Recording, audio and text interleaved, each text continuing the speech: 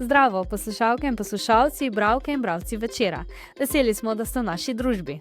Te Večer je zjutraj, dnevni informativni podcast, v katerem vam predstavljamo Večerove udarne novice dneva. Danes je četrtek, 26. februar 2026. Moje ime je Tjaša Gajšek. Kaj izpostavljamo tokrat?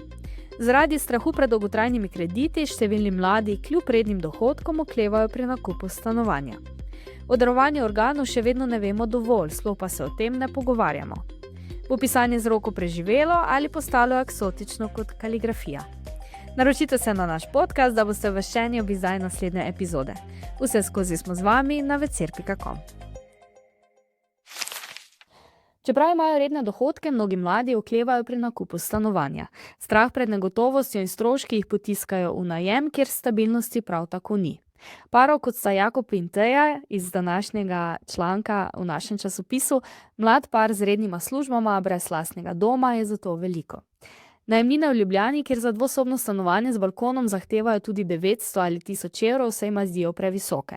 Čeprav bi tak znesek lahko bil mesečni obrok kredita za manjše stanovanje v okolici Ljubljane ali celo v Celju, se za nakup ne odločita.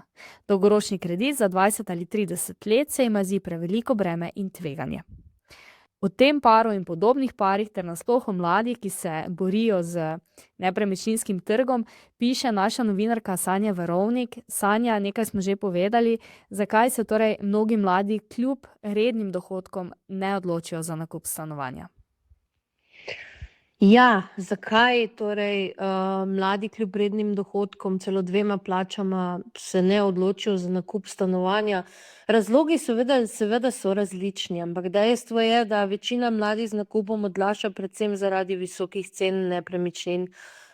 Te so postale nedosegljive zaradi rasti cen, ki pa se še vedno nadaljuje. Tudi pogoji kreditiranja so za številne mlade nedosegljivi. Težava pa ni le višina prihodkov, temveč njihova stabilnost in predvidljivost.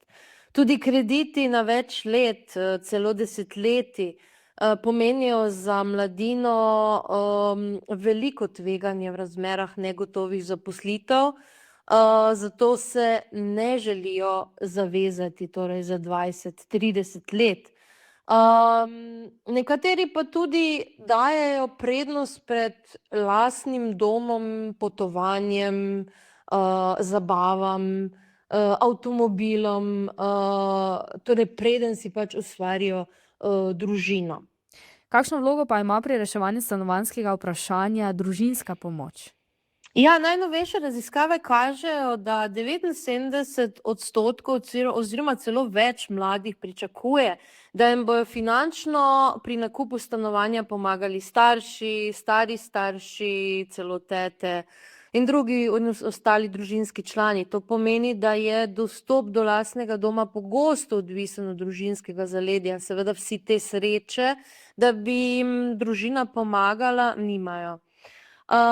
In so seveda v slabšem izhodiščnem položaju, saj si težje zagotovijo lastni finančni delež, da bi izpolnili pogoje za kredit. Je torej strah pred dolgoročnimi krediti upravičen ali pretiran? Je po mnenju našega sogovornika v članku Marka Novaka iz Slovenskega nepremičninskega združenja strah pogosto pretiran in povezan z širšim občutkom negotovosti, ki ga krepijo predvsem družabna omrežja. On pravi, da tvega ni mogoče povsem odpraviti, zato je pomembneje, da se jih naučimo obvladovati. Prilagodljivost in odpornost sta po njegovem mnenju ključni za varno prihodnost mladih. Sanja, hvala za tvoje razlage. Darovanje organov ostaja ena najbolj občutljivih, a hkrati življenjsko pomembnih tem. Lions Club Velenje je v sodelovanju s Slovenskim društvom Transplant pripravil okroglo mizo o pomenu darovanja organov in transplantacij. Dogodek je bil namenjen ozaveščanju javnosti o temi, ki je v današnji družbi pogosto prezrta, a lahko pomembno zaznamuje življenja posameznikov in svojcev. Kako je biti prejemnik organa in kako je biti svojec, ki mora v najtežjem trenutku svojega življenja sprejeti odločitev, kaj storiti z organi ljubljene osebe? Darovanje je brezpogojna ljubezen, ki ne pozna imena in priimka, poudarja prejemnica organa. Mati umrlega fanta pa je poudarila, da je v najtežjih trenutkih življenja darovanje novo upanje za drugo osebo. Kljub izjemnemu pomenu pa je darovanje še vedno zavito v tančico nevednosti. O tem, kaj lahko kot družba naredimo za večjo ozaveščenost, v današnjem večeru. Kaj o človekovem značaju in osebnosti pove njegova pisava? S tem vprašanjem se ukvarja grafologija, veda, ki v ta namen v obzir vzame več dejavnikov.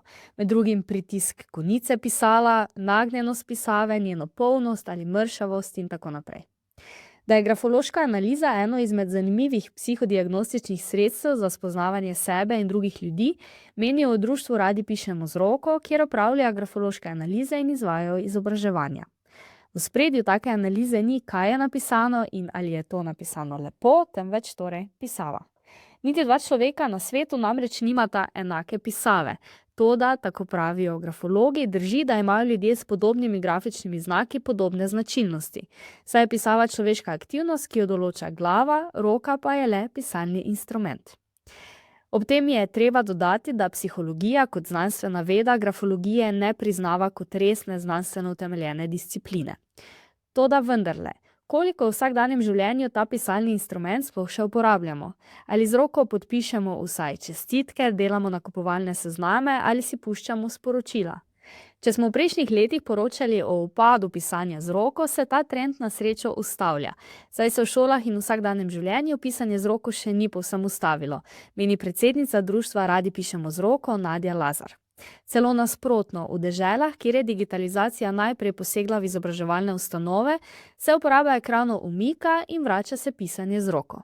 Zavest o dobrobitih takega pisanja močno raste. Danes že vemo, in to podpirajo nevroznanstvene raziskave, da pisanje z roko aktivira več področij možganov kot tipkanje, podpira razvoj fine motorike in pozornosti, spodbuja globlje razumevanje in dolgoročnejše pomnjenje, pomaga pa tudi pri oblikovanju misli. Različnim pobudam društva Radi pišemo z roko so se med drugim pridružili tudi v domu starejših občanov Tezno, kako tam pisanje z roko pomaga ohranjati spomin, zbranost in občutek lastne vrednosti, smo jih vprašali, in zakaj ima ročno zapisano voščilo še vedno več topline kot sporočilo na zaslonu. Vse to najdete na kulturnih straneh našega časopisa. To je bil večerodnevni podcast Večer je zjutraj 26. februarja 2026. Z vami sem bila Tjaša Gajšek. Kakovostno novinarstvo lahko podprete tako, da se naročite na tiskani in spletni Večer, postanete naš sledilec in bralec na družbenih omrežjih, naročnik naših podcastov in newsletterjev. Tako boste podprli novinarstvo, ki prinaša avtentične vsebine, ki pripravljajo naši novinarji in jih drugje ne boste našli. Želimo, da razumete, kako se vrti svet. Želimo vam odstreti pogled v čas in prostor, v katerem živimo. Veseli bomo vaših komentarjev, pobud in kritik na različnih kanalih. Se beremo in slišimo.